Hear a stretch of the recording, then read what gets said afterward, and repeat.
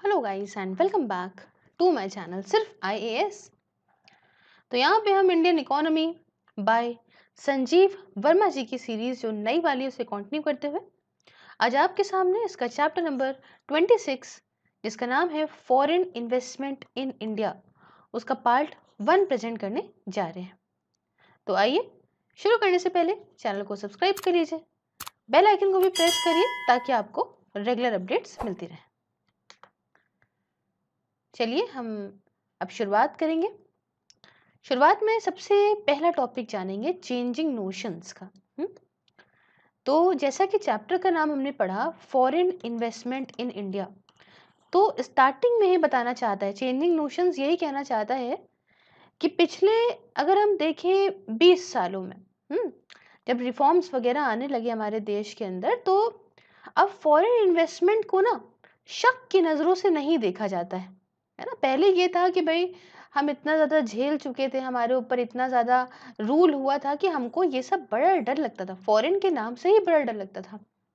लेकिन धीमे धीमे धीमे धीमे बदलाव आए और कुछ इतने सालों के बाद में हम रिफॉर्म्स लेकर आए अपने आप। अब हमको लगा कि भाई फॉरेन इन्वेस्टमेंट हमारे लिए कोई शक की नज़रों से देखने की चीज़ नहीं है, बल्कि हमारे लिए एक अपॉर्चुनिटी की चीज़ है ना। अपॉर्चुनिटी की नज़रों से हम उसको देखें। और पहली बार इस बात का एहसास चाइना ने दिलवाया। चाइना आप जानते हैं कि हाईली क्लोज्ड इकोनॉमी हुआ करता था अपने 70s के टाइम पे, 1970s में। लेकिन इसने अपने यहाँ लिबरल पॉलिसीज लाना शुरू करी। उस पॉलिसीज के थ्रू इनके यहाँ फॉरेन इन्वेस्टमेंट आना शुरू हुआ और आज हमसे ना आपसे किसी से नहीं छुपा है इसकी कितनी तेजी में ग्रोथ हुई है। तो अब यहाँ पे समझिए चाइना ने हमें क्या बताया। चाइना ने हमसे कहा कि भाई, हमसे क्या, पूरे विश्व को ये बताया कि भाई पैसा जरूरी होता है, पैसा किस रंग का है वो जरूरी नहीं होता है, समझे ना। तो फाइनली अभी क्या सीन चल रहा है कि यहाँ पे चाइना को आप देखिए और देख के समझिए कि भाई फॉरेन इन्वेस्टमेंट कितना इम्पोर्टेंट हो गया है हर एक कंट्री के लिए, जो डेवलपिंग है या जो अंडर डेवलप्ड है, जहाँ से भी जिस तरह से भी है। भाई कंट्री अगर ग्रो करना चाहती है तो उसे फॉरेन इन्वेस्टमेंट की ज़रूरत बहुत ज़्यादा है। ठीक, अब आप बोलोगे कि फॉरेन इन्वेस्टमेंट की ज़रूरत तो बहुत ज़्यादा है, आप इतनी देर से बता रहे हो, बट फॉरेन इन्वेस्टमेंट क्या होता है ये तो बता दो। देखो भाई, फॉरेन इन्वेस्टमेंट जो है वो दो चीज़ से बन के बना है। अब वो दो चीज़ें कौन है, वो दो मिक्सचर कौन से हैं जिनसे बन के बना है। पहला तो हो गया फॉरेन डायरेक्ट इन्वेस्टमेंट, जो हम और आप हमेशा सुनते रहते हैं, एफडीआई सुनते हैं ना, एफडीआई एफडीआई एफडीआई। और दूसरा जो होता है वो होता है एफपीआई, फॉरेन पोर्टफोलियो इन्वेस्टमेंट। तो आपको मैं दोनों ही समझाऊंगी। इस पोर्टफोलियो इन्वेस्टमेंट को जो है वो फॉरेन इंस्टीट्यूशनल इन्वेस्टर्स भी बोलते हैं। ठीक है, तो फॉरेन पोर्टफोलियो इन्वेस्टर और फॉरेन इंस्टीट्यूशनल इन्वेस्टर, आइए दोनों को एक्सप्लेन कर दूं। देखिए, जो एफडीआई होता है, ये पहला वाला जो फॉरेन डायरेक्ट इन्वेस्टमेंट मैंने आपको बताया, इसमें क्या हो रहा है कि इसमें जो फॉरेन इन्वेस्टमेंट आ रहा है, बाहर से जो पैसा लगाया जा रहा है, जो इन्वेस्ट करा जा रहा है कंट्री के अंदर, वो पैसे का उद्देश्य ये है, ऑब्जेक्टिव ये उस इन्वेस्टमेंट का कि भाई वो डायरेक्टली मैनेज करना चाहते हैं बिजनेस को उस पर्टिकुलर कंट्री में। देखो, जैसे हम इंडिया के रेफरेंस में आपको समझाते हैं। ठीक है, ये मान लो हमारा इंडिया है और इंडिया के अंदर मान लो फॉरेन डायरेक्ट इन्वेस्टमेंट आ रहा है, एफडीआई आ रहा है। तो उद्देश्य ये होगा कि इंडिया के अंदर ये जो पैसा आ रहा है ना, उसको जो इन्वेस्ट कर रहे हैं फॉरेनर्स, वो इन्वेस्ट कर रहे हैं इस पर्पज से कि इंडिया के अंदर वो किसी बिजनेस को मैनेज करेंगे, समझे। तो ये पर्पस है उनका। अब अलग अलग हो सकता है कि भाई एग्जिस्टिंग कंपनी जो है, मान लो यहाँ पे कंपनी पहले से है, उस कंपनी में इन्वेस्ट करके ये बिजनेस को मैनेज करना चाहते हैं। या मान लीजिए ऐसा है कि कुछ अलग अलग प्रोजेक्ट्स वगैरह हैं कंपनी के, है ना, उसे नए प्रोजेक्ट्स के तौर पे आए हैं और इन्वेस्टमेंट करना चाहते हैं। ठीक है, तो मेन आप इससे समझ रहे होगे कि इनको चाहिए प्रॉफिट, इसके बदले इन इन्वेस्टर्स को चाहिए प्रॉफिट, और इसीलिए ये मेनली कमर्शियल कमर्शियल जो है बिजनेस के पर्पज से ये आते हैं। इनका उद्देश्य यही होता है प्रॉफिट कमाना, और इसलिए कमर्शियल चीजों को ज्यादा देखते हैं। अब देखो, यहाँ पे मामला आता है कि किस हद तक जो इक्विटी है इन फॉरेन इन्वेस्टर की, ये जो है अलग अलग प्रोजेक्ट्स में आ सकती है। इसे बोलते हैं सेक्टोरल कैप। अभी मैं आपको समझाऊंगी। ठीक है, सेक्टोरल कैप। तो इसका मतलब ये है कि सरकार जो है वो अलग-अलग टाइम पे भाई प्रेस नोट्स निकालती रहती है। क्या निकालती है? Press notes. और जो प्रेस नोट इश्यू करती है by department of industrial policy and promotion, ministry of commerce and industry के अंदर जो है ये प्रेस नोट जो निकालती रहती है सरकार इनके थ्रू, इसमें कैपिंग करती है। कैपिंग मतलब रोक लगाती है। तो हर सेक्टर में कितना एफडीआई आ सकता है ये अलाउ करने वाली गवर्नमेंट है और ये अपने हिसाब से कैपिंग लगाती है। आपने सुना होगा अक्सर कि कुछ-कुछ सेक्टर्स में तो 100% अलाउ होता है, कुछ में भाई 29% है, कुछ में 49% है, कुछ में 70% है। तो ये जो कैपिंग लगी है ना सरकार करती है। ठीक है? अब पहली चीज तो आप समझ लो, एफडीआई के बारे में कुछ बातें हमारे लिए जानना बहुत जरूरी है, जैसे फॉरेन डायरेक्ट इन्वेस्टमेंट के बारे में। पहली बात तो ये दिमाग में एकदम बैठा लो कि बिजनेस ओरिएंटेशन के मतलब से आ रहे हैं, चैरिटी करने नहीं आ रहे हैं। इनका उद्देश्य मेन क्या है? बिजनेस का मेन उद्देश्य क्या होता है? मेन ऑब्जेक्टिव बिजनेस का होता है प्रॉफिट मेकिंग, यही तो होता है ना। तो प्रॉफिट मेकिंग, इनका भी यही उद्देश्य है, प्रॉफिट मेकिंग का। और एक्सप्लिसिट इनका प्रॉफिट मेकिंग का उद्देश्य है भाई, इसमें ये है कि भाई ये प्रोवाइड करते हैं resources, technology, knowledge, professionalism, management की टेक्निक का एक ब्लेंड। अब देखो इंडिया के अंदर जो चीज़ें इतनी हाईली डेवलप नहीं हुई हैं, और अगर फॉरेनर्स यहाँ पे अपनी, फॉरेनर्स ही बोलेंगे, ठीक है, तो फॉरेन इन्वेस्टर्स जो हैं वो अपनी रिसोर्सेज, नॉलेज, मैनेजमेंट, अपनी इन सारी स्किल्स का ब्लेंड एक तरीके से अपने यहाँ जो इंडिया के अंदर बिजनेस कर रहे हैं उसके अंदर अगर डाल दें तो वाह भाई वाह, क्या बात है। पैसे के साथ साथ यहाँ पे इंडिया भी डेवलप होना शुरू हो जाएगा। समझ रहे हो ना? तो ये सब चीजों का ब्लेंड ये लेकर आते हैं, और इनके इंटरेस्ट जो इनका मतलब है, यहाँ पे एफडीआई की बात कर रही हूँ, एफडीआई में जो इनका मतलब है, तो भाई क्या मतलब है कि भाई बिजनेस में इन्वेस्ट करना चाहते हैं, बिजनेस को मैनेज करना चाहते हैं, प्रोजेक्ट्स को मैनेज करना चाहते हैं। तो मतलब इनका शॉर्ट टर्म नहीं होता, ये बात याद रखिएगा। मतलब इनका शॉर्ट टर्म नहीं होता, बट इनका मतलब लॉन्ग टर्म होता है।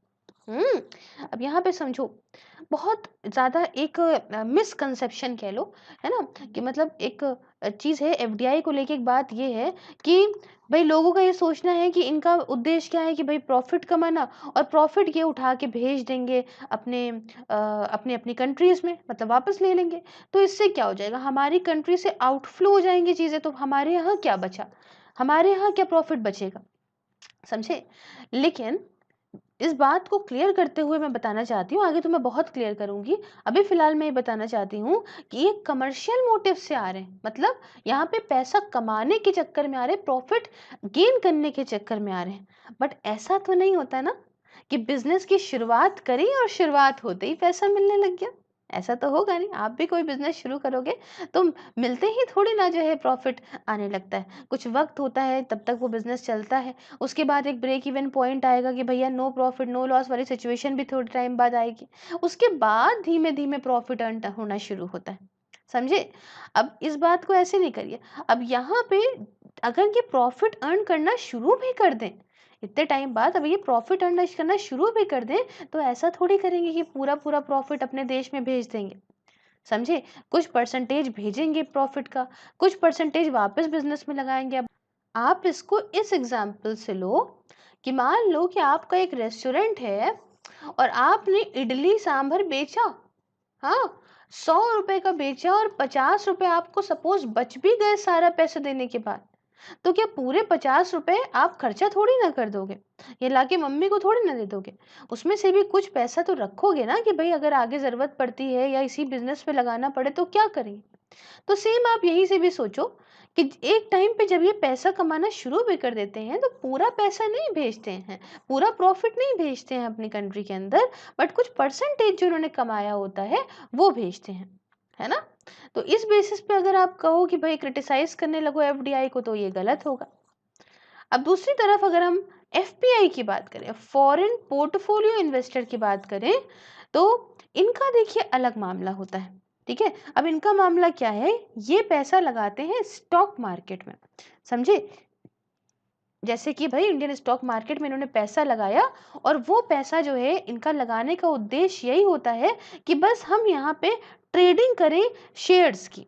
समझे? इनका उद्देश्य ट्रेडिंग करना होता है शेयर्स की, कंपनीज के, एंड साथ ही साथ इन्वेस्टमेंट ये जो कॉर्पोरेट डेब्ट में और गवर्नमेंट सिक्योरिटीज में करते हैं।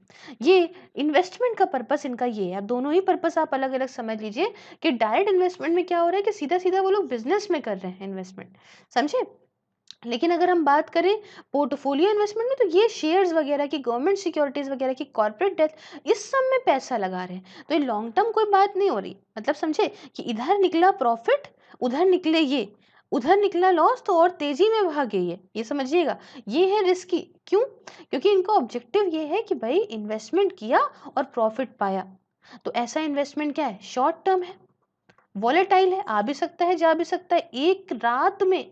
जैसे अभी रिसेंटली हमारे साथ क्या हुआ था भाई, रातों रात ऐसा हो सकता है कि मिलियंस ऑफ डॉलर आ भी जाए, मिलियंस ऑफ डॉलर चले भी जाए, समझे?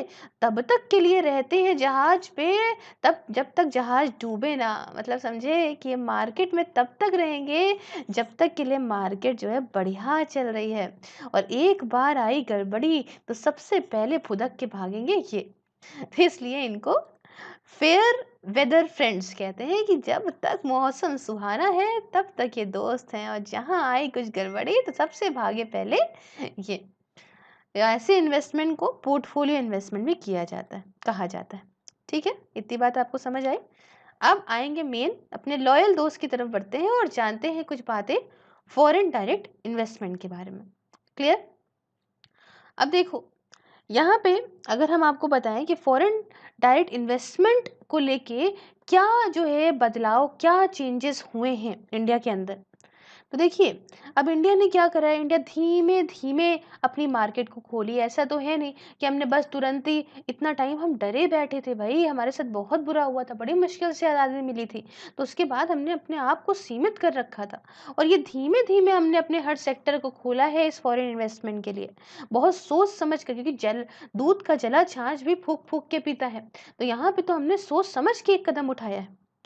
तो सबसे पहली बात, तो फॉरेन इन्वेस्टमेंट पॉलिसी बहुत सिलेक्टिव रही, बहुत रिस्ट्रिक्टेड रही। उन्हीं एरियाज में, वो जो हाई प्रायोरिटी एरियाज है जहाँ पे फॉरेन इन्वेस्टमेंट की ज़रूरत थी, सिर्फ हमने वहीं पे ही फॉरेन इन्वेस्टमेंट को अलाउ करा, समझे? फिर आया एरा हाइफन प्रोडक्ट्स का, मतलब कंपनीज को यहाँ पे कहा गया कि आप इंडिया के अंदर इन्वेस्ट तो करिए, बट सिर्फ और सिर्फ यहाँ पे जॉइंट वेंचर के तौर पे। अब आप कहोगे जॉइंट वेंचर क्या है? यहाँ पे दो लोग मिलके आप बिजनेस शुरू करेंगे, तो एक तो फॉरेन इन्वेस्टर आ गया, और दूसरा बंदा यहाँ इंडियन पार्टनर उसका होना चाहिए। कौन? उसका इंडियन पार्टनर हो तभी मामला बनेगा। ऐसे आके आप अपने आप नहीं कर सकते। आप एग्जाम्पल समझाती हूँ, जैसे कि मारुति के साथ सुजुकी, अकाई के साथ बुश, बीपीएल के साथ कौन? सैनियो, और टाटा के साथ यदोगावा। ऐसे बहुत सारे हैं जो भाई जॉइंट वेंचर में आएगी, एक कंपनी जो है वो इंडियन होगी और आप उसके साथ ही यहाँ पे काम करोगे, समझे? तो धीमे धीमे धीमे धीमे जो फॉरेन कंपनीज हैं उन्होंने अपना ब्रांड यूज जो है करना शुरू करा। लेकिन अब यहाँ पे क्या हुआ, धीमे धीमे देखिए बदलाव धीमे धीमे चल रही है, हमने पहले की बात करी, अब धीमे धीमे चीजें बदली, और अब फॉरेन कंपनीज अपना ब्रांड यूज करने लग गई बिना किसी इंडियन अटैचमेंट के। हाँ, और एज अ फर्दर स्टेप जो डिविडेंड बैलेंसिंग की ज़रूरत थी, ठीक है, यहाँ से वहाँ पैसा भेजने के लिए, हमारे देश से बाहर पैसा भेजने के लिए जो भी प्रॉफिट कमा रही हैं कंपनीज, इसे मैच करना था with the export of the company. अब समझो कि भाई अगर आपको यहाँ पे पैसा भेजना है, मतलब प्रॉफिट जो आपने हमारे देश के अंदर कमाया है उसे अगर आपको बाहर भेजना है अपने कंट्री के अंदर, इसे बोलते हैं रिपैट्रिएशन, ठीक है? अगर भेजना है तो आपको ऐसा नहीं जितना कमाया सब भेज दिया, इसमें आपको डिविडेंड बैलेंसिंग यहाँ पे कहा गया कि भाई जितना आप एक्सपोर्ट ऑफ द कंपनी है उससे ही मैच करेगा। ऐसा नहीं है कि आप ज्यादा भेज दोगे, अपनी मर्जी से कुछ नहीं भेज सकते हो। तो इस तरीके से भाई इस चीज को सेफगार्ड करा गया कि सारा पैसा जो ये कहाँ कमा रही हैं वो भैया सारा ना भेज दें, ठीक है? जितना आए भाई उतने ही भेजें, ताकि हमारे यहाँ, हमारी कंट्री को भी लॉस ना हो, ठीक है? तो ये बात उस समय कही गई थी इन रिस्पेक्ट ऑफ 22 इंडस्ट्रीज, ठीक है? उस समय 22 इंडस्ट्रीज को ये बात कही गई, मतलब उस रिस्पेक्ट रखा गया कि भाई यहाँ यहाँ आप जो है जितना एक्सपोर्ट होगा हमारा उतना उससे मैचिंग करनी चाहिए जो आप प्रॉफिट अपने आप भेज रहे हो। और आज की डेट में ऑलमोस्ट जितनी भी पूरी इकोनॉमी जो है भाई, आप देखते हो फॉरेन इन्वेस्टमेंट के लिए मोस्टली हर एक जगह को खोल दिया गया है कि आओ भाई हमारे यहाँ इन्वेस्टमेंट करो। और आप ये भी सुनते रहते होगे कि कुछ सेक्टर्स ऐसे भी हैं जहाँ पे 100% हमने एफडीआई अलाउ कर दिया है।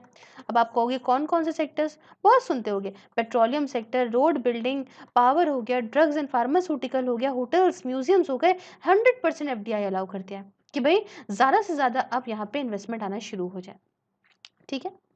अब देखिए, कुछ जगह पे देखिए सेक्टोरल कैपिंग भी रखी गई है, हर जगह 100% तो कर नहीं दिया गया है। और जो जगह है ना, बहुत बेसिक चीज़ें मैं आपको बता रही हूँ, बहुत ही बेसिक चीज़ें हैं। जैसे आप इंश्योरेंस सुनते होंगे, तो इंश्योरेंस में कैपिंग है, पूरा 100% नहीं खोला गया है इसके लिए, ठीक है।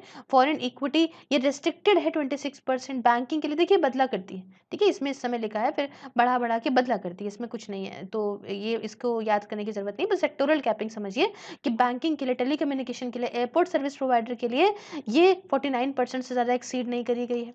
सेक्टोरल कैप्स को सरकार बढ़ाती है, याद रखिएगा, मैंने पहले भी बताया कि प्रेस नोट्स के माध्यम से जैसा भी आपका ज़रूरत है, इकोनॉमी को पैसे की ज़रूरत कितनी है, क्या है, उन ज़रूरतों के हिसाब से सरकार प्रेस नोट्स के माध्यम से यहाँ पे बढ़ाती रहती है। सेक्टोरल कैपिंग को बढ़ाएगी, कम करेगी, सब सरकार के हाथ में, ठीक है।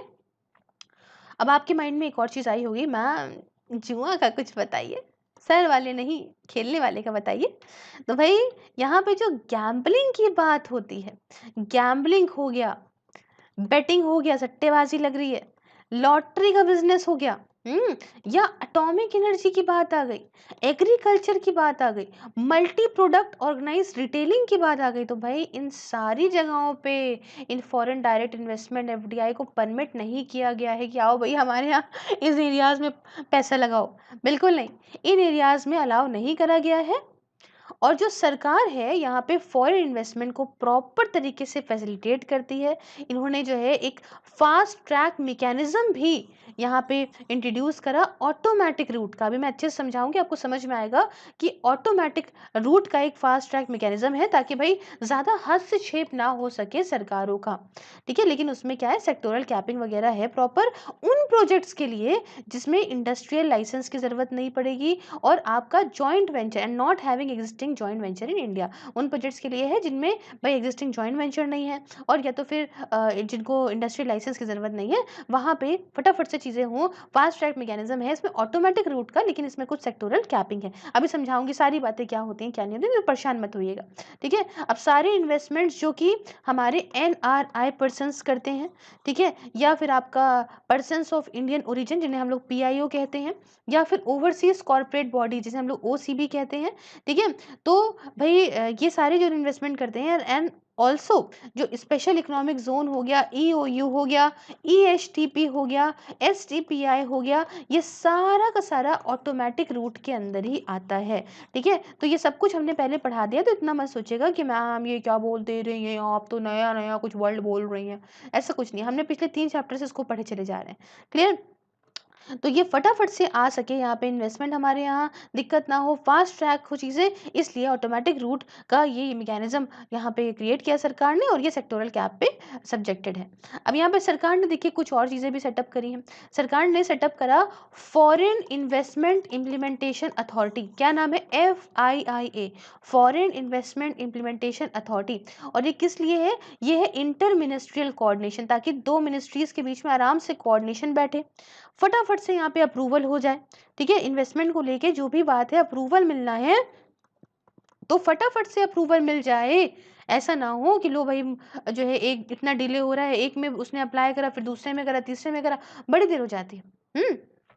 तो it can be seen that almost entire economy except for the agriculture sector. अब आपको देखने को क्या लग रहा है, मैंने आपको हर फील्ड का बताया कि हर एक फील्ड में यहाँ पे जो है इन्वेस्टमेंट को अलाउ कर दिया गया है, तो आपको क्या लग रहा है कि हर एक फील्ड को यहाँ अलाउ करा गया है, सिवाय एग्रीकल्चर सेक्टर के और कुछ और सेक्टर्स के, ठीक है। इन सबको छोड़ के बाकी हर एक यहाँ पे फील्ड को फॉरेन इन्वेस्टमेंट के लिए हमारे देश के अंदर ओपन कर दिया गया है। सरकार इसका मतलब क्या है, सरकार इसका मतलब चाहती है कि इन्वेस्टर्स आए, फॉरेन इन्वेस्टर्स आए और हमारी डोमेस्टिक इकोनॉमी में आके पैसा लगाएं, पैसा इन्वेस्ट करें, समझे।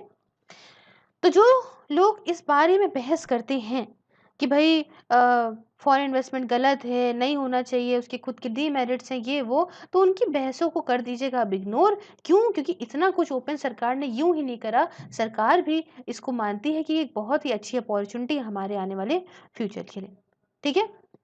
अब दूसरा सवाल ये उठता है कि क्या ये मैटर हमारी चॉइस का है, मतलब हमारी इच्छा से करें, या जबरदस्ती है, कंपल्शन है, ठीक है। देखिए, एक चीज तो हमें समझना पड़ेगा कि जो हमारा देश है भारत, हमारी इंडिया जो है, इसका भाई एक डिस्टिंक्ट इन्वेस्टमेंट डेफिसिट है। यहाँ पे कोई भी ऑप्शन हमारे पास है ही नहीं, हमारे पास इन्वेस्टमेंट की कमी है, जो बात है फैक्ट, ठीक है, हमारे पास है इन्वेस्टमेंट की कमी। तो हमारे पास कोई दूसरा ऑप्शन है ही नहीं इस इन्वेस्टमेंट का डेफिसिट को भरने के लिए इन फॉरेन इन्वेस्टमेंट के अलावा। जो बात साफ है ना, इसमें क्या मुंह कतराना और मुंह छुपाना, ठीक है। तो भाई हमें तो ज़रूरत है, और ये बात तो समझिए कि यहाँ पे जो हमने पहले भी बात करी थी कि इन्वेस्टमेंट जो कि है इंफ्रास्ट्रक्चर के अंदर है अकेले, वही समझ लो भाई करीब $1 ट्रिलियन का रहेगा अगले 10 सालों में। और एक चीज यहाँ जो सबको समझ लेनी चाहिए कि भाई इस समय ना इंडिया को इन्वेस्टमेंट की जरूरत ज्यादा है कंपेरेटिवली टू इन्वेस्टर को इंडिया की। ये बात तो एकदम समझ लो भाई, साफ सीधी बात है कि होता क्या है, जैसे ऐसे इसको समझो, ये दुकान है और ये है आप, ठीक है।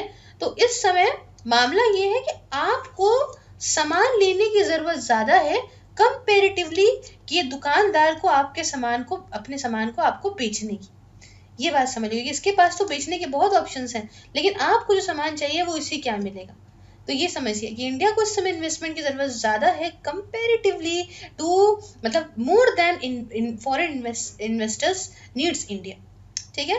तो इतना को समझिए कि हम इसीलिए इतना आसान करते जा रहे हैं रिस्ट्रिक्शंस को इस फॉरेन इन्वेस्टमेंट के फील्ड में। अब यहाँ पे बात आती है भाई क्या रहा इम्पैक्ट, हमने करा इतना ईजिंग सब कुछ करी, तो क्या इसमें इम्पैक्ट पड़ा हमारे देश के अंदर, ठीक है। अब क्लियरली बहुत ही मजेदार और बहुत ही,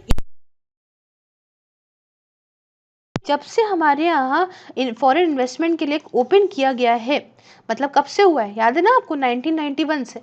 तो 1991 के बाद से ही इंडिया ने यहाँ पे 500 बिलियन US डॉलर को अट्रैक्ट किया था, समझे। अच्छा खासा अमाउंट हो गया, तो ध्यान में आपने रख लिया, बहुत अच्छा अमाउंट हो गया, चलो भाई, तो इम्प्रेसिव लगता है। लेकिन अगर हम चाइना की बात करें तो चाइना ने सेम टाइम में 1000, जस्ट हमसे डबल, 1000, या कह लो और ओवर US डॉलर 1 ट्रिलियन, ऐसे पूरा ऑल ओवर जो अभी तक करा है, और $1000 सेम पीरियड में इसने अट्रैक्ट करा था। मतलब समझते हो इंडिया के अंदर जो आया है वो कितना हो गया, है ना। तो लेकिन यहाँ पे 2007 तक हमारे पास जो है वो जो है कम आया है, और जो पीरियड रहा हमारे पास 1991 से 2007 तक का, इसमें बहुत ही कम हमारे पास फॉरेन इन्वेस्टमेंट आया है।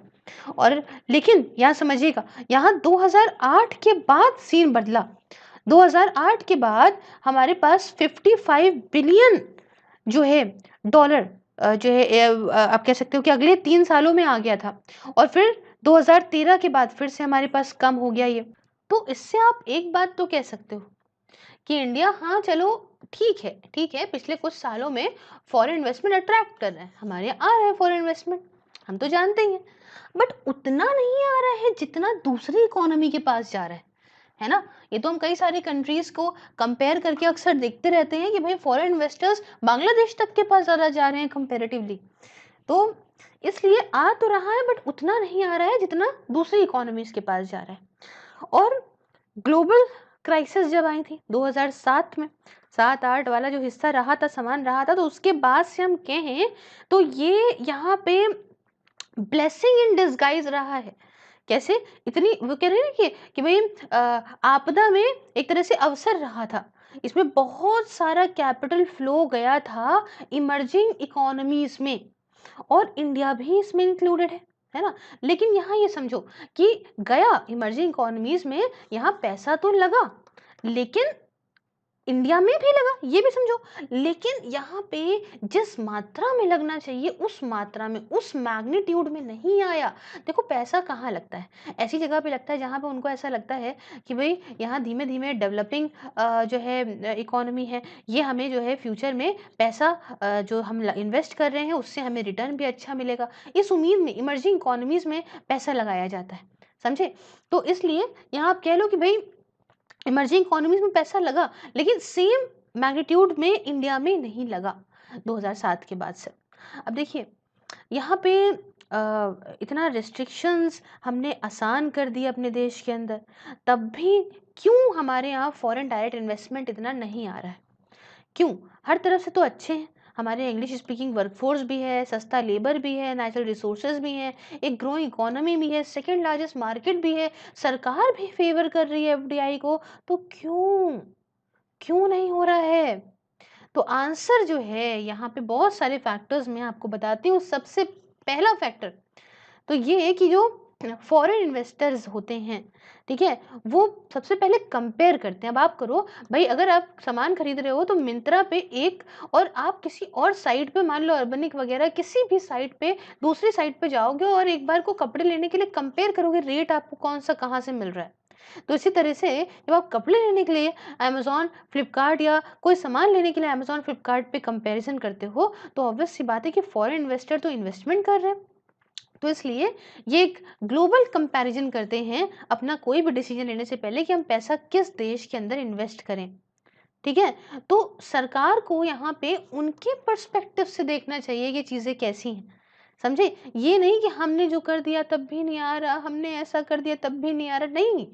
अब जब मोबाइल वाली कंपनीज़ मोबाइल को लिस्ट कराती हैं, तो वो कस्टमर के पर्सपेक्टिव से देखती हैं कि कस्टमर, हम ऐसी क्या एक्स्ट्रा फैसिलिटी दें जो कस्टमर हमारे पास आ जाए, ठीक है? अपने पर्सपेक्टिव से नहीं कि हमने तो फैसिलिटी दे दी, कस्टमर को आना होगा तो आएगा, समझे?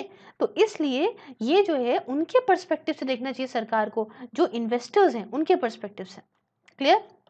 दूसरी बात ये कि यहाँ पे बहुत सारे ऐसे एरियाज़ हैं जहाँ पे इंडिया का कंपैरेटिव डिसएडवांटेज है दूसरी इकोनॉमीज़ के कंपैरिज़न में। अब एडवांटेज क्या होता है, डिसएडवांटेज क्या होता है, ये मैंने आपको पहले बताया है, लेकिन फिर भी एक बार एक्सप्लेन कर देती हूँ कि जैसे मान लो कि एक है जर्मनी और एक है इंडिया, ठीक है? तो इंडिया के अंदर जो है वो वर्कफ़ोर्स ज़्यादा है, तो हमारे यहाँ लेबर इंटेंसिव चीज़ें ज़्यादा हो सकती हैं। लेकिन जर्मनी के अंदर वर्कफ़ोर्स तो कम है, लेकिन यहाँ पे इनके पास लेबर तो कम है, बट यहाँ पे कैपिटल ज़्यादा है, ठीक है? तो ये यहाँ पे कैपिटल इंटेंसिव चीज़ों में ज़्यादा अच्छे हैं और हम लेबर इंटेंसिव में, क्योंकि हमारे पास कैपिटल की कमी है। तो इसलिए अगर हम दोनों में ऐसे देखें और कंपैरेटिव एडवांटेज बताएँ आपको, तो जर्मनी जो है वो कैपिटल इंटेंसिव है, इसलिए इस फील्ड में इसके पास कैपिटल इंटेंसिव चीज़ों में इनका जो है वो कंपैरेटिव एडवांटेज है कंपैरेटिवली टू इंडिया। वही जगह अगर हम लेबर की बात करें, तो लेबर में इंडिया अच्छा है, तो इंडिया का जो है वो कंपैरेटिव एडवांटेज है कंपैरेटिवली टू जर्मनी। तो बाकी दोनों इसी का वाइस वर्सा टर्म कर लीजिए, तो जो जर्मनी है वो लेबर की फील्ड में कंपैरेटिव डिसएडवांटेज है if you compare it with India. और ऐसे इंडिया के लिए तो हमारे पास कैपिटल की कमी है, तो इसलिए हमारे पास कैपिटल की फील्ड में कंपैरेटिव डिसएडवांटेज है इन कंपैरिजन टू जर्मनी, ठीक है? तो ये होता है कंपैरेटिव डिसएडवांटेज। अब बैक टू द टॉपिक आएंगे, तो यहाँ समझिए यहाँ पे बहुत सारे ऐसे एरियाज़ हैं जहाँ पे इंडिया जो है वो कंपैरेटिव डिसएडवांटेज है दूसरी इकोनॉमीज़ में। जैसे कि कंपेयर करो चाइना से खुद को, कोरिया से या ब्राज़ील से, तो इन सब का इंफ्रास्ट्रक्चर A1 है, बहुत बढ़िया है, हमारा इतना अच्छा नहीं है। लेबर लॉज़ यहाँ पे बहुत बढ़िया हैं, हमारे यहाँ इतने अच्छे नहीं हैं। और यहाँ पे स्टिल लार्ज डोमिनेंस है पब्लिक सेक्टर की, रिलेटिव इम्परफेक्ट मार्केट है और वगैरह-वगैरह, कुछ दिक्कतें हमारे यहाँ हैं, तो हैं। अब तीसरा क्या प्रॉब्लम है? तीसरा ये प्रॉब्लम है कि इंडिया की जो रैंक है ग्लोबली, वो बहुत ही कम है in terms of ease of doing business. हालाँकि इम्प्रूव हुई थी, ठीक है? लेकिन तब भी समझो कि अब 63rd पोजीशन पे हैं हम 2020 में। जो वर्ल्ड बैंक निकालता है ना ईज़ ऑफ डूइंग बिज़नेस की रिपोर्ट, तो उसमें हम 63rd हैं। अगर हमारी रैंक और अच्छी हो जाए और अच्छी हो जाए, तो सारी वर्ल्ड की कंट्रीज़ चाहेंगी ना कि वो हमारे यहाँ आएँ और हमारे यहाँ के इन्वेस्टमेंट करें, क्योंकि हमारे यहाँ ईज़ी और आसान तरीके से जो है बिज़नेस स्टार्ट किया जा सकता है, आराम से चल सकती हैं चीज़ें, समझे? उसके बाद देखिए, हालाँकि हमारे यहाँ एफडीआई के लिए मैं आपको बार-बार बताती हूँ कि सरकार ने काफ़ी कदम उठाए और सिंगल विंडो क्लीयरेंस दिया कि मतलब एक ही जगह से सब कुछ आपको क्लीयरेंस मिल जाएगा। कोशिश यही है और 10 जगह आपको भागना नहीं पड़ेगा ताकि आपका टाइम ना जो है वेस्ट हो। लेकिन ये भी इनअफ़ेक्टिव साबित हुआ है। देखिए, ये भी किसी काम का नहीं रहा है। अभी भी बहुत दिक्कतें होती हैं कि भई बहुत जगह से क्लीयरेंस लेना पड़ता है कंपनी को सेंट्रल और स्टेट गवर्नमेंट के लेवल पे। ठीक है? तो भई एक बात बताइए, अगर आप कहीं पैसा लगाने जाएँ और उसके बाद आप पहले एक जगह जाएँ पैसा लगाएँ, चलो दूसरी जगह जाएँ पैसा लगाएँ और उसके बाद भई एक कंट्री में ऐसा हो रहा है कि आप जा रहे हो और वहाँ पे बस एक ही जगह पे आपने सारे डॉक्यूमेंट सबमिट करे, सारा काम-धाम जो भी दिक्कतें आपने उसी काउंटर से कंप्लीट कर ली। अब दूसरी कंट्री में मान लो जा रहे हो आप और वहाँ पे आपको 10 ऐसा जगह एक जगह पे अप्रूवल लिया, फिर दूसरी जगह पे भी लिया, फिर तीसरी जगह पे लिया, फिर सेंटर से लिया, फिर स्टेट से लिया, तो आप यहाँ कहोगे छोड़ो इतना कौन तीम-झाम करेगा, हम आसान वाली जगह जाएँगे। उसके बाद क्या प्रॉब्लम है? भई 5th ये कि यहाँ पे जो पहले इतनी कंट्रोवर्सीज़ हुई हैं हमारे देश के अंदर, एक हुई थी एनरॉन पावर प्रोजेक्ट्स को लेके, ठीक है? एनरॉन पावर प्रोजेक्ट को लेके कंट्रोवर्सी हुई थी और अभी जो कंट्रोवर्सी पॉस्को और वेदांत ग्रुप को लेके चल रही है, किसी से छुपी तो है नहीं, ये भी डेटरेंट क्रिएट करते हैं फॉरेन डायरेक्ट इन्वेस्टमेंट के लिए, ठीक है? ये भी इनको भी डर लगता है कि अरे ऐसा ना हो हम जाएँ और हमारे साथ भी कुछ ऐसा हो जाए, समझे? उसके बाद क्या है कि भई देखो यहाँ पे पॉलिसीज़ तो काफ़ी बदल गई हैं, लेकिन माइंडसेट अभी भी नहीं बदला है, ठीक है? माइंडसेट वही का वही है कि इंडिया जो है उनको एक फ़ेवर कर रहा है, उनको एफडीआई अलाउ करके, साथ में स्टेट गवर्नमेंट की बात करें, तो स्टेट गवर्नमेंट जो है वो कुछ ख़ास प्रायोरिटी नहीं देती सेम डिग्री की जैसे कि सेंट्रल गवर्नमेंट देती है। तो इससे क्या होता है, इससे डिले बहुत होती है, देरी हो जाती है चीज़ों में। उसके बाद लेबर मार्केट हमारे यहाँ ना, ये लेबर मार्केट इनफ्लेक्सिबल है, इसमें रेगुलेशंस हैं बहुत ज़्यादा, तो काफ़ी मुश्किल हो जाता है फॉरेन इन्वेस्टर्स के लिए कि आएँ और आसानी से दूसरे डेस्टिनेशन तक जो है वो मतलब जो है कॉम्प्रिहेंड तरीके से अपने आप को कर सकें। तो इससे अच्छा इनको लगता है कि दूसरी जगह चले जाएँ, ठीक है? दूसरी जगह चले जाएँ और वहाँ पे आराम से फ्लेक्सिबिलिटी है, लेबर लॉज़ अच्छे हैं, तो उनको भी बाद में इश्यू नहीं होगा। उसके बाद एक फैक्टर ये भी है, ये फैक्ट कि जो सो कॉल्ड रिफॉर्म्स हमारे देश के अंदर आए हैं, जो रिफॉर्म्स आए हैं ना, लिबराइज करा है ना हमने अपनी पॉलिसी को, लिबराइजेशन आया है ना, तो जब जो पॉलिसी थी इससे भाई आज भी लेकिन ट्रांसपेरेंसी की बहुत कमी है, समझे? With explicit licensing replace by implicit backdoor regulation in the economy. चलो ठीक है, खुलेआम तो कह दिया हमने कि अरे हम लिबराइज कर रहे हैं, कोई हर चीज़ तो लिबरल है हमारे, अरे कुछ नहीं है चिल है, आप आइए तो एक बार। लेकिन आज भी अगर देखें तो पीछे के दरवाजे से या पीछे से सरकार जो है आज भी रेगुलेशन अच्छी खासी लगाती है इकोनॉमी के ऊपर।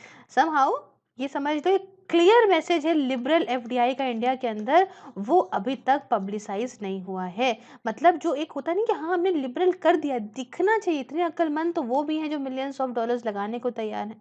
तो इंटरनेशनल लेवल पे हमारे को ये अपना मैसेज पूरी तरह से ओपन करना पड़ेगा, ठीक है? कि मतलब India as investment destination, India एक इन्वेस्टमेंट डेस्टिनेशन बना सकता है, आप आइए पैसा लगाइए। तो भाई ये चीज़ की पिक्चर ना आपको दिखानी, मतलब देश को हमारे दिखानी पड़ जाएगी इंटरनेशनल लेवल पे और तभी आएगा पैसा, समझे? ये तो कुछ दिक्कतें हैं, समझे? अब देखो यही रीजंस हैं कि भाई हम पीछे हो गए हैं और चाइना इतना आगे है, चाइना हमसे ज़्यादा जो है आगे बढ़ता चला जा रहा है। और एक और डिफरेंस ये है कि इनडिफरेंस है एनआरआई का टू इन्वेस्ट इन इंडिया। देखो ज़्यादातर जो फॉरेन डायरेक्ट इन्वेस्टमेंट चाइना के अंदर आता है ना, वो चाइना के अंदर जो आता है वो expatriates from expatriates and those who were earlier of Chinese origin. मतलब जो ज़्यादातर पैसा आता है ना, वो या तो भाई यही चाइना वाले बाहर रह रहे हैं वो देते हैं, और या तो ऐसा होता है कि वो पहले चाइना से ही ओरिजिनेट हुए थे, मतलब जैसे हमारे यहाँ नहीं तो पर्सन्स ऑफ इंडियन ओरिजिन, ऐसे समझ लो चाइनीज़ ओरिजिन वाले, और अब ऐसा हो गया है कि other part of the countries में सेटल हो गए। तो ज़्यादातर पैसा चाइना को ऐसे ही मिलता है। लेकिन हमारे यहाँ क्या होता है कि हमारे यहाँ एनआरआई इतना इन्वेस्ट ही नहीं कर पाते इंडिया के अंदर। तो चाइनीज़ पीपल आप समझो अलग अलग जगह पे सेटल तो हो गए हैं, लेकिन उन्होंने चाइना को नहीं छोड़ा है। ये बात समझो कि देश से ज़रूर अलग हैं, लेकिन जहाँ पे भी हैं इन्वेस्टमेंट वो अपने देश में ही करते हैं। ये है देश के प्रति अपने लॉयल्टी, और यही लिंक हमें इंडिया के अंदर नहीं देखने को मिलता। यहाँ पे क्या है, एक बार बंदा बाहर गया तो फिर इंडिया में खाली अपने परिवार वालों को भले पैसा भेजते, उसके बाद कुछ नहीं सोचता मैं बाहर ही बाहर करूँगा, समझे? तो हमारे एनआरआई जब इन्वेस्टमेंट की बात आती है ना, तो दूसरी कंट्रीज़ को ज़्यादा प्रायोरिटी देते हैं कंपैरेटिवली टू इंडिया। लेकिन इसका भी कारण कहीं ना कहीं हम ही लोग हैं, हम लोग ना, हम सिटीजन से क्या मतलब है, हमारे देश की पॉलिसीज़ ही हैं कि भाई उनको भी एनआरआईज को भी हमारे यहाँ के दिखता ही नहीं है कि उनका पैसा आगे बढ़ेगा, क्योंकि सेम प्रॉब्लम जो देख रही हैं एफडीआई के लिए, जो इन्वेस्टर्स देख रहे हैं बाहर कंट्रीज के, सेम चीज़ तो दूसरों एनआरआईज को भी दिखेगी ना। ये तो समझिए, वैसे तो है नहीं कि नहीं भाई, देखो पैसा सबके लिए सबसे ऊपर होता है, जो बात साफ है, और जहाँ जो प्रायोरिटी जिसको देती है वो वहाँ डालना है पैसा। अब ये तो एकदम बहुत ही लॉयल इंसान हो गया जो उसने कहा नहीं मुझे अपने देश को बढ़ाना है, तो अगर देश को बढ़ाना है तो बाहर ही ना जाते, और बाहर गए हैं तो पैसा कमा के ऑब्वियस सी बात है या तो अपने घर में भेज रहे हैं और या तो उस पैसे को और बढ़ाने के लिए कहीं और भेज रहे हैं, क्योंकि उनको भी एक कॉन्फिडेंस कम है। तो इसलिए कॉन्फिडेंस जमाना है तो भाई यहाँ पे कुछ पॉलिसीज में सरकार को बदलाव करना पड़ेगा, और यकीनन इसके बाद एफडीआई भी बहुत आएगा और यहाँ पे हर जगह से इन्वेस्टमेंट आना शुरू हो जाएगी। तो ये कुछ कहानी हमने बताई। अब यहाँ देखिए एफडीआई इन ऑर्गेनाइज सेक्टर, ठीक है, ये देखिए यहाँ पे नीचे लिखा हुआ है point, foreign direct investment in organise retail, ठीक है। तो ऑर्गेनाइज रिटेल के बारे में बताते हैं आपको। देखिए एफडीआई जो ऑर्गेनाइज रिटेल में है ये एक दूसरा एरिया है जो कि कंट्रोवर्सी में बड़ा आता है ना, बड़ा ज़्यादा इसके बारे में बातचीत चलती है कि आखिरकार सबसे पहले समझो कि ऑर्गेनाइज रिटेल क्या है। भाई ये किस चिड़िया का नाम बता दिया, क्या है रिटेल। देखो ऑर्गेनाइज रिटेल को समझने के लिए सबसे पहले रिटेल को समझना पड़ेगा। रिटेल तो जानते हैं रिटेल क्या होता है, कि भाई ये हाउस होल्ड रिक्वायरमेंट है लोगों की। जैसे हम लोग रिटेल की बात करते हैं तो पास में परचून की दुकान पे जाते हैं ना, भैया एक साबुन देना। अब होलसेल की बात करेंगे तो क्या कहेंगे कि भैया जरा 200 साबुन के बंडल देना, ठीक है। तो ये रिटेल में जब हम छोटा छोटा अमाउंट ले रहे हैं तो इससे ही इसको रिलेट करिए कि हम बड़े लेवल पे रिटेल को क्या देखेंगे, रिटेल को देखेंगे भाई house hold requirement of the people, ठीक है, कि भाई परचून की दुकान पे सामान उतना ही लेने बंदा जाता है जितना उसके घर की ज़रूरत होती है, ठीक। तो house hold requirement of the people जिसके अंदर फूड है, ग्रोसरी है, क्लोथिंग है, या कन्वीनियंस कंज्यूमर गुड्स है वगैरह वगैरह, ठीक है, ये चीज़ हो गई रिटेल का मतलब। अब इसी रिटेल से ही हम रिलेट करके बताएंगे आपको ऑर्गेनाइज रिटेल के बारे में ये बात, कि जब यहाँ पे यही जो गुड्स की बात हो रही है, हाउस होल्ड में यूज होने वाले कॉमन गुड्स की बात हो रही है, जब इसी को बेचा जाता है लोगों को डायरेक्टली, ठीक है, डायरेक्टली यही सामान लोगों को बेचा जा रहा है as a branded products across counters in big stores, बड़े बड़े स्टोर्स में काउंटर्स बना के ब्रांडेड प्रोडक्ट्स के तौर पे यहाँ पे बेचा जा रहा है यही कॉमनली यूज गुड्स लोगों को, तो इसे बोलते हैं ऑर्गेनाइज रिटेलिंग। दोनों बात करें, ऑर्गेनाइज तरीके से रिटेलिंग करी जा रही है, ठीक है। तो ये क्या है, ये वर्चुअली नॉन एग्जिस्टेंट है इंडिया के अंदर ऑर्गेनाइज रिटेलिंग। और यहाँ पे क्या है ना, डोमिनेंस है मॉम पॉप स्टोर्स की। अब आप क्या होता है मॉम पॉप स्टोर, क्या भाई देखो किराना स्टोर ज़्यादा है ना हमारे यहाँ। अब हमारे यहाँ जब हमें सामान लेना होता है तो पास में हम बबलू भैया की दुकान से ले लेते हैं, आस पास के परचून की दुकान से सामान ले लेते हैं, ना कि कहीं प्रॉपर जाएं और प्रॉपर एक जो है हमारे पास एक जो है बिग स्टोर हो, एक बड़ा सा स्टोर हो और सारे लोग वहीं जाके सामान ले रहे हैं, अलग अलग काउंटर है उसके अंदर अलग अलग प्रोडक्ट के लिए। ऐसा तो होता नहीं। यहाँ पे हम पास में गए, 4 कॉफ़ी के पैकेट देना भैया, आधा किलो चीनी, आधा किलो आटा, ओके ठीक है, और एक काम करो साबुन निकाल देना, तो टूथपेस्ट भी रह देना। तो भाई ये सारा कुछ हम ऐसे लेते हैं, समझे, ये चीज़ इंडिया के अंदर है। तो अनऑर्गेनाइज रिटेलिंग हमारे यहाँ जो है ना वो 90% है रिटेल बिजनेस का इंडिया के अंदर, क्योंकि आप भी जानते हैं हम भी जानते हैं, हम लोग जाके पास वाली दुकान से ही लेंगे। अब तो खैर बिग बास्केट आ गया, ग्रोफर्स आ गया, वो अलग की बात है। देखो भाई रिटेल मार्केट इंडिया के अंदर वो बड़ी है, और ये मान के चलो कि ऐसा 1.1 ट्रिलियन तक पहुंच जाती 2020 तक, ठीक है, पुरानी बात है, पुरानी बातें। तो ऐसे इतनी बड़ी मार्केट को जो है हैंडल करना एक अनऑर्गेनाइज तरीके से, तो क्या ये सही है, क्या एफिशिएंट है। अब ऐसे समझो ना कि 90% हम अनऑर्गेनाइज्ड हैं, इतनी बड़ी मार्केट है, तो कैसे कैसे होगा ये संभव। और अभी प्रेजेंट स्टेटस क्या है एफडीआई का रिटेल सेक्टर में, वो अगर बता दूं आपको कि भाई फॉरेन डायरेक्ट इन्वेस्टमेंट का आखिरकार रिटेल सेक्टर में अभी प्रेजेंट इन्वेस्टमेंट क्या है, तो ऑर्गेनाइज रिटेलिंग के अंदर ये इंडिया के अंदर जो है कुछ 4 रूट से आप कर सकते हो। फिर समझ लो यहाँ पे मैं क्या बताना चाह रही हूँ, कंफ्यूज मत होइएगा। कि अगर अभी आपसे पूछा जाए कि प्रेजेंट स्टेटस इस फॉरेन डायरेक्ट इन्वेस्टमेंट का क्या है रिटेल के सेक्टर में, तो मैंने यहाँ पे ऑर्गेनाइज और अनऑर्गेनाइज की बात नहीं करी रिटेलिंग के अंदर, मैंने बात करी रिटेल के सेक्टर में। तो देखो यहाँ पे सबसे पहला जो हम डिस्कस करेंगे यही देखो ऑर्गेनाइज रिटेल को। तो ऑर्गेनाइज रिटेल के अंदर जो हमारे यहाँ परमिसेबल है वो 4 रूट से एफडीआई आ सकता है, 4 रास्तों से एफडीआई आ सकता है। कौन से वो 4 रास्ते, आइए समझाते हैं। सबसे पहला तो रिटेल के अंदर एफडीआई को परमिट करा गया है थ्रू फ्रेंचाइजी रूट। कैसे? मैकडॉनल्ड्स खाते ना आप, मैकडॉनल्ड्स का बर्गर, तो मैकडॉनल्ड्स का बर्गर खा रहे हो तो इसमें हो क्या रहा है, मैकडॉनल्ड्स एक फॉरेन कंपनी है, फॉरेन कंपनी ने एक फ्रेंचाइजी दे दी इंडियन को, ठीक है, एक इंडियन को फ्रेंचाइजी दे दी कि आप जो है वो उन फॉरेन कंपनी के बिहाफ पे बेचिए और उनका ब्रांड नेम यूज़ करिए। अब ऐसा थोड़ी ना है कि जहाँ की जो फॉरेन कंपनी है वो यहाँ पे आई है और उसने जो है वो एक एक आउटलेट खुद मैनेज कर रही है, ऐसा नहीं होता। फ्रेंचाइजी का मतलब यही होता है कि फ्रेंचाइजी में यहाँ पे किसी और बंदे को कह दिया जाता है कि भाई आप जो है मेरी तरफ से बेच लो, ठीक है, और हमारा जो है वो ब्रांड नेम आप यूज़ कर लो, ठीक है। इसके लिए बहुत बैक एंड चीज़ें होती हैं, पैसा वगैरह दिया जाता है, गुडविल वगैरह दी जाती है, फ्रेंचाइजी खरीदने के भी जो है पैसा दिया जाता है, लेकिन फ्रेंचाइजी का मतलब मेन ये होता है, ठीक है। दूसरा तरीका क्या है? दूसरा तरीका ये है कि अगर मान लो कंपनी जो है ना, कंपनी ये अगर सोर्स कर रही है फ्रॉम इंडिया और जो प्रोडक्ट बन रहा है उसकी जो मैन्युफैक्चरिंग हो रही है वो इंडिया के अंदर ही हो रही है, तो ये ब्रांड नेम यूज कर सकती हैं, जैसे कि एरो।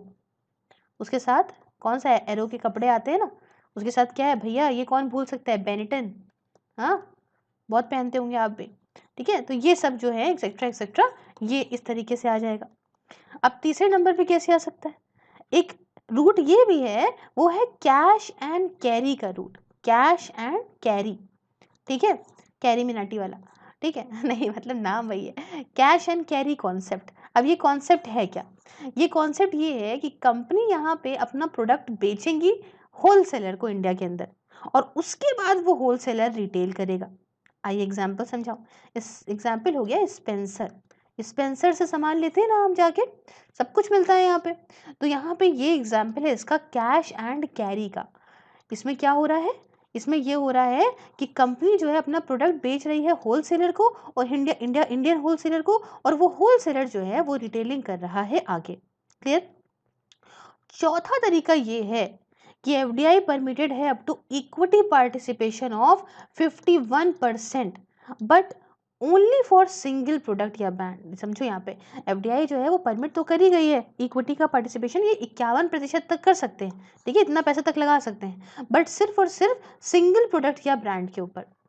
और एक बात और ये कि सिर्फ और सिर्फ अभी रिसेंटली सरकार ने क्या करा है ना, सरकार ने 51% जो इक्विटी मतलब शेयर्स का मतलब होता है ना, इक्विटी भी शेयर्स होते हैं, प्रेफरेंस शेयर्स होते हैं, तो सब शेयर्स होते हैं, तो सरकार ने यहाँ पे 51% शेयर्स, इक्विटी शेयर्स को एज एफडीआई को के तौर पे परमिट करा है मल्टी रिटेलिंग बिजनेस में भी। अभी पहले मैंने आपको क्या बताया, मैंने आपको बताया कि सिंगल प्रोडक्ट या सिंगल ब्रांड में ही जो है पैसा लगा सकते हैं, शेयर्स लगा सकते हैं, ले सकते हैं, लेकिन अभी सरकार ने कहा है कि मल्टी रिटेलिंग बिजनेस में भी आप कर सकते हो, लेकिन मिनिमम इन्वेस्टमेंट आपका कम से कम $100 मिलियन होना चाहिए, ठीक है। और 50% जिसका होगा, 100 मिलियन में से जो 50% होगा वो यहाँ पे होगा has to be in the back end activities, ठीक है, उसमें आपका पैसा लगा रहना चाहिए, मतलब 50% ऑफ which has to be in the back end activities. और ऐसे जो रिटेल स्टोर्स हैं ये सिर्फ और सिर्फ ऐसी सिटीज़ में सेटअप करे जाएंगे जिनकी पॉपुलेशन 10 लाख से ज़्यादा हो, मतलब कहीं पे भी नहीं सेटअप कर सकते हो आप, ऐसी सिटीज़ में ही करोगे जिन सिटीज़ की पॉपुलेशन 10 लाख से ज़्यादा हो, ठीक है। उसके बाद to after approval of the concern state government, और उसके बाद भी ऐसे नहीं कि बस सेंट्रल ने कह दिया चलो ठीक है आपने सेटअप कर लिया, नहीं, इसमें स्टेट गवर्नमेंट की भी परमिशन आपको लेनी पड़ेगी।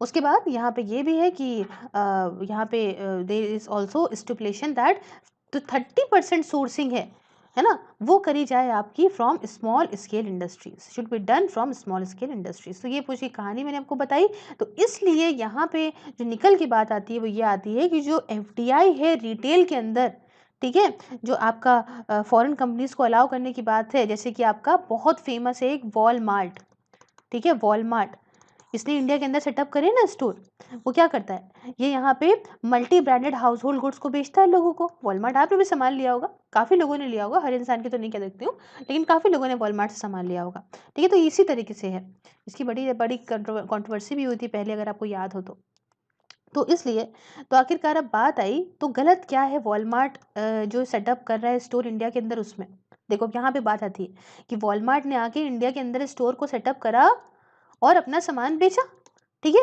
हाउस होल्ड आइटम्स बेचे, तो गलत क्या है, हाँ, तो भाई ये बहुत ज़्यादा माना जाता है कि अगर एफडीआई को ऑर्गेनाइज्ड रिटेल में आपने एक बार अलाउ कर दिया, तो इसका मतलब क्या होगा, हमारे देश की पॉपुलेशन ज़्यादातर किस पे डिपेंड है भाई, ये रिटेल वाले जो अनऑर्गेनाइज्ड है, जैसे कि किराना स्टोर्स, है ना? तो इनका तो खात्मा हो जाएगा, समझ रहे हो ना?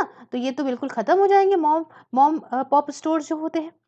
तो अनऑर्गेनाइज्ड सेक्टर जो रिटेल के अंदर है, वो अगर खत्म हो गया, तो इससे क्या होगा, हमारे देश के अंदर, भारत जैसी कंट्री के अंदर अनएम्प्लॉयमेंट बहुत बढ़ जाएगा।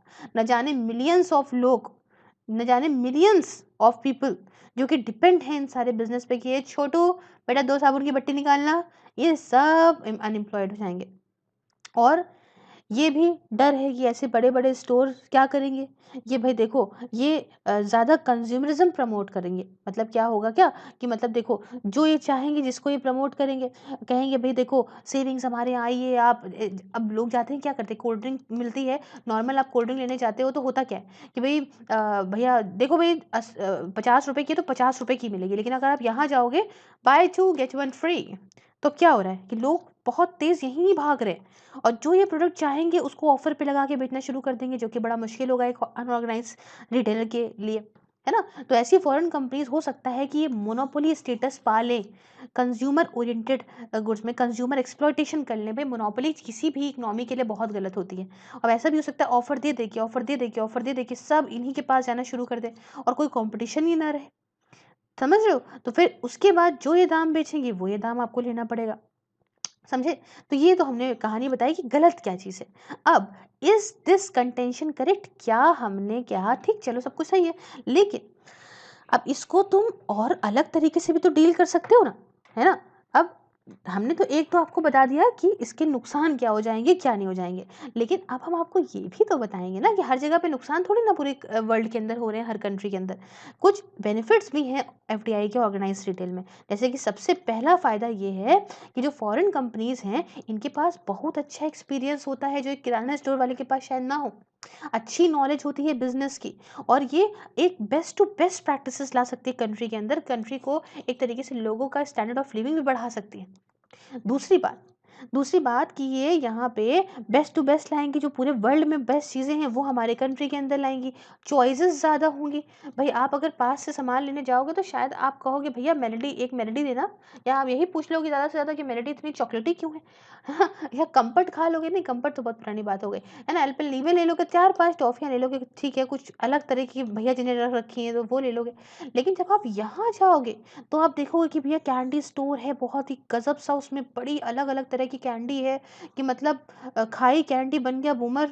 अभी कहेंगे कुछ लोग ये ना कहेंगे ये तो हमारे घर के पास भी मिलती है। मतलब अलग-अलग चीज़ें निकलेंगी, खाई कैंडी पटाखा दब रहा है मुँह में, नहीं वो भी मिलती है। मतलब कुछ अलग चीज़ें, कि मतलब वहाँ पे जो है, जो वर्ल्ड में चीज़ें आपको मिल रही हैं, जो बहुत डिफरेंट चीज़ें हैं, जो आपके किराना स्टोर वाले भैया जी नहीं दे पाएँगे, वो शायद ये प्रोवाइड कर रही हैं। तीसरा फ़ायदा ये है, इनका मोटो, है ना? Rightfully is consumer first. अब यहाँ पे समझो, इनका मेन उद्देश्य ये है कि सबसे पहले कंज़्यूमर है।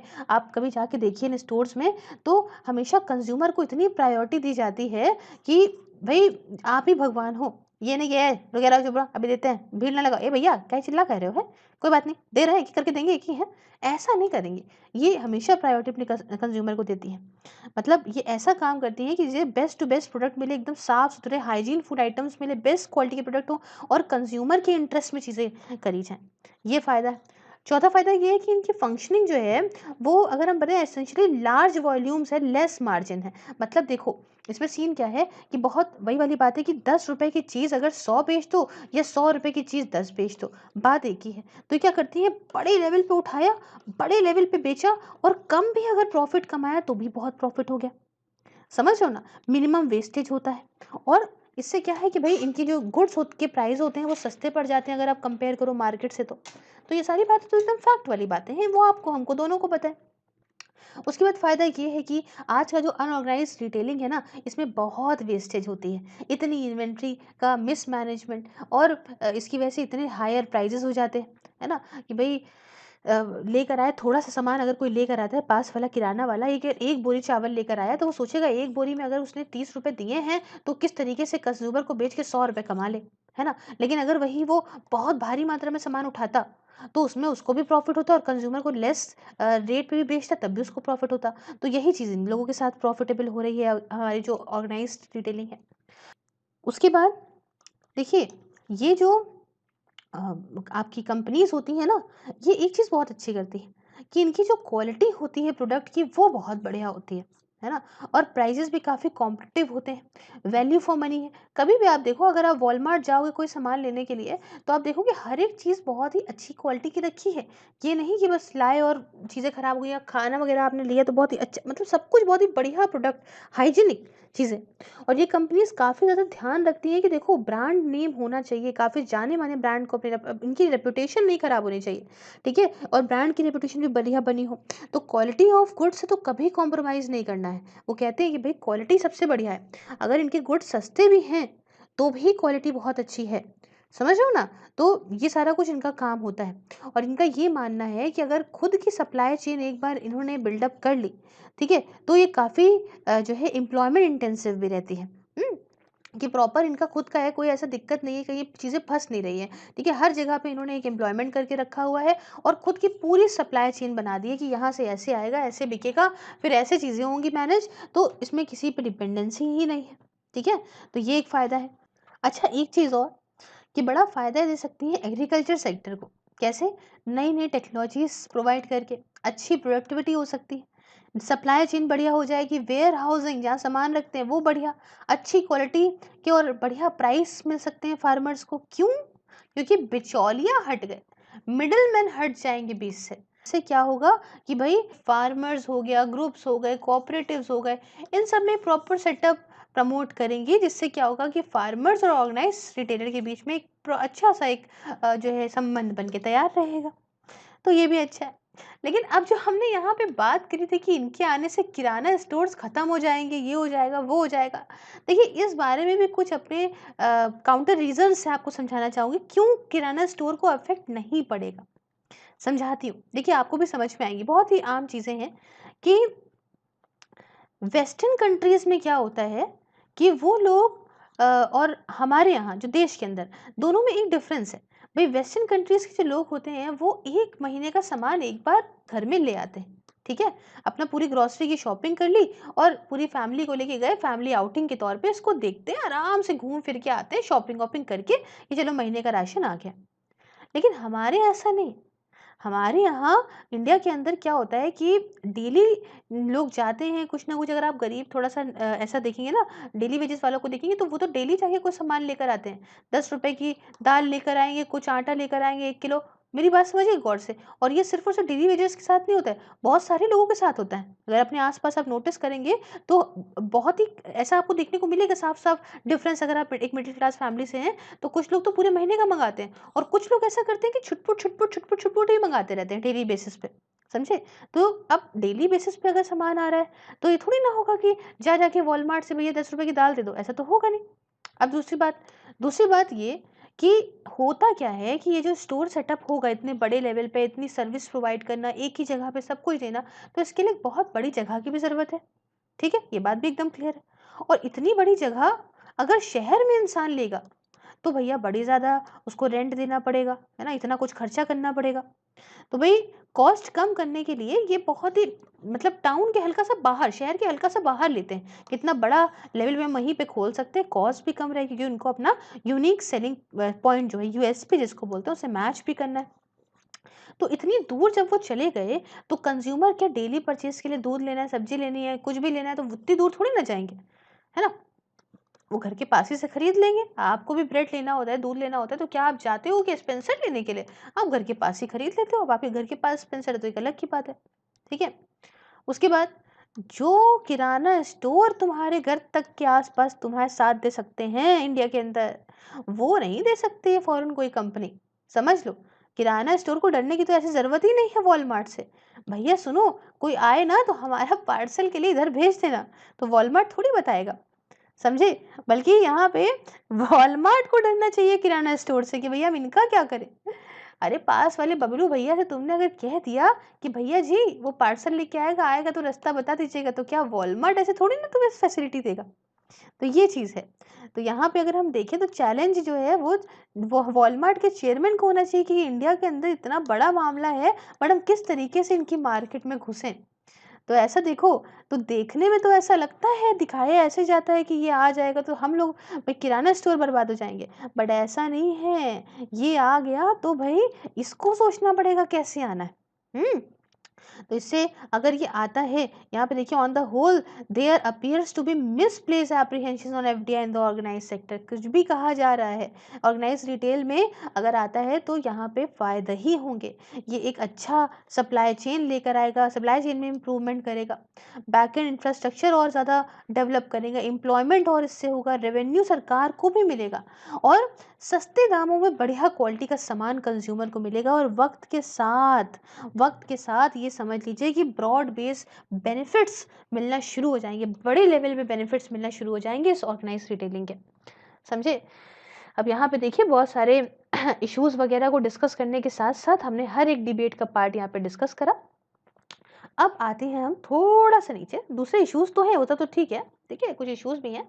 अब यहाँ पे sectoral distribution and direction of FDI. अब यहाँ पे देखते हैं sectoral distribution and direction of foreign direct investment. देखिए पहला जो नेचर एफडीआई का है जो इंडिया में आने को लेके है, which is service sector oriented, है ना, with as much as 50% of FDI has been the area of IT. भाई यहाँ पे समझो सर्विस सेक्टर को लेके सबसे पहला जो ये था, द फर्स्ट नेचर जो था जो इंडिया के अंदर फॉरेन डायरेक्ट इन्वेस्टमेंट को आने को था, वो ये था कि 50% यहाँ पे जो एफडीआई जो है वो आईटी के मतलब इंफॉर्मेशन टेक्नोलॉजी के एरिया में, कंप्यूटर सॉफ्टवेयर के और टेलीकम्युनिकेशन के एरिया में आप आ सकते हैं। लेकिन अगर हम यही कंपेयर करें चाइना से, ठीक है, चाइना से, तो वहां पे सबसे पहले जो चीजें अंटर करी थी एफडीआई के रूप में, भाई वो मैन्युफैक्चरिंग हब में गई थी। ठीक है, वो यहाँ पे जो है इधर आईटी, कंप्यूटर सॉफ्टवेयर और टेलीकम्युनिकेशन में नहीं गई थी, वहां पे मैन्युफैक्चरिंग हब में गई थी। और अगर हम यहाँ देखें, more broad based benefits in term of employment opportunity would come with increased FDI in manufacturing and not services। अब यहाँ पे गौर से आप मेरी बात को समझ लेंगे तो आपको सब कुछ ओवरऑल समझ आ जाएगा। देखो हमारे इंडिया के अंदर जो एफडीआई की शुरुआत कैसे यहाँ सर्विस सेक्टर में घुस के हुई है, चाइना में कहाँ पे मैन्युफैक्चरिंग हब में हुई है, लेकिन फायदा कहाँ है एफडीआई आने का? ज्यादा फायदा है मैन्युफैक्चरिंग हब में आने का, समझे, सर्विसेज में नहीं, मैन्युफैक्चरिंग हब में आने का फायदा। अब यहाँ पे एक बात और कि जो एफडीआई है ये सिर्फ कुछ ही सिटीज, कुछ ही स्टेट्स में आपको ज्यादा देखने को मिलेगा। ऐसे अब आप सिटीज में देखो तो मुंबई हो गई, दिल्ली हो गई, गुजरात हो गई, कुछ साउथ की स्टेट्स हो गई। मतलब अगर मैं आपको परसेंटेज में बताऊं तो 65%, दोस्तों 65% एफडीआई जो है वो स्टेट्स में गया है जिनमें सिर्फ और सिर्फ 40% जियोग्राफिकल एरिया है या पॉपुलेशन है, समझे। और कुछ जगह पे तो एकदम नेग्लिजिबल है, जैसे कि हमारी बीमारू स्टेट्स, बीमारू का मतलब बीमार नहीं है, बिहार, एमपी, असम, राजस्थान, यूपी, ऐसी स्टेट्स जो हैं, उसके साथ आपके नॉर्थ ईस्टर्न स्टेट्स तो बिल्कुल ही समझ लो क्या ही हाल है। और साथ में एनसीएस, एनसीएस मतलब जो न्यूली कार्व्ड आउट स्टेट्स हैं, जैसे झारखंड अपनी, छत्तीसगढ़ अपना, उत्तराखंड, इन सब जगहों पे तो एफडीआई है ही नहीं। उस मतलब क्या कहा जाए, बड़ी बड़ी जगहों पे बहुत है। तो ये सारी स्टेट्स अगर हम देखें तो जो जहाँ पे नहीं पहुंचा है, तो वहां पे देखो एफडीआई के लिए कितनी सारी जो है चीजें हैं, भाई मिनरल्स हैं, नेचुरल रिसोर्सेज हैं, बट तब भी वहां पे फॉरेन डायरेक्ट इन्वेस्टमेंट नहीं है। हम्म तो ये देखने को लगता है कि भाई एफडीआई जो कि मैन्युफैक्चरिंग पर्पस के लिए है, या लोकेशंस जो अदर देन इंडिया वहाँ प्रेफर करता है कि भाई मैन्युफैक्चरिंग जब हमें करनी होगी तो जो एफडीआई है, मतलब जो फॉरेन डायरेक्ट इन्वेस्टमेंट के लिए जो इन्वेस्टर्स हैं, वो सोचते हैं इंडिया को छोड़ो, अब हम कहीं और ही पैसा अपना इन्वेस्ट कर लें, तो वो दूसरी लोकेशन को प्रेफर करते हैं, समझे। तो इतना कुछ एफर्ट लेने के बावजूद, इतनी लिबरल करने के बावजूद अपनी पॉलिसी, अपना फॉरेन इन्वेस्टमेंट पॉलिसी, यहाँ पे तब भी अभी भी हमारे देश के अंदर बहुत ज़्यादा स्ट्रक्चरल इश्यूज हैं कि इंडिया को उन चीज़ों से बाहर आना पड़ेगा, तभी ये लोग हमें मैन्युफैक्चरिंग हब के तौर पे देखेंगे और इन्वेस्टमेंट हमारे देश के अंदर और अट्रैक्ट होगा। हालांकि देखो भाई, साफ सीधी बात है, करना तो पड़ेगा, और हम दूसरी कंट्रीज से हैं भी बहुत अच्छे, ठीक है, अपॉर्चुनिटीज़ भी हमारे पास ज़्यादा है, लेकिन यहाँ पे सरकार का रोल बहुत इम्पोर्टेंट हो जाता है, समझे? तो भाई दिक्कतें कहाँ थी? एक सिंगल विंडो सेटअप पे, तो ये सब करना पड़ेगा हमको।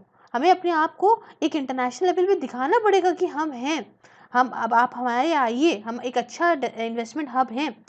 तो भाई ये सब तो करना पड़ेगा तभी आ सकता है। तो ये हमने पार्ट 1 यहाँ पे कंप्लीट करा। मिलते हैं पार्ट 2 में, तब तक के लिए लाइक शेयर सब्सक्राइब तो आप करेंगे ही। जॉइन बटन को प्रेस करके मेरी मेंबरशिप को भी ज्वाइन कर लीजिए। साथ में फेसबुक पे इन वीडियोस को देखने के लिए लाइक करिए सिर्फ आईएएस, और ट्विटर, इंस्टाग्राम, टेलीग्राम सबका लिंक डिस्क्रिप्शन बॉक्स में, आप मुझे कहीं भी फॉलो कर सकते हैं। Thank you so much for discussion. Have a wonderful day. Take care.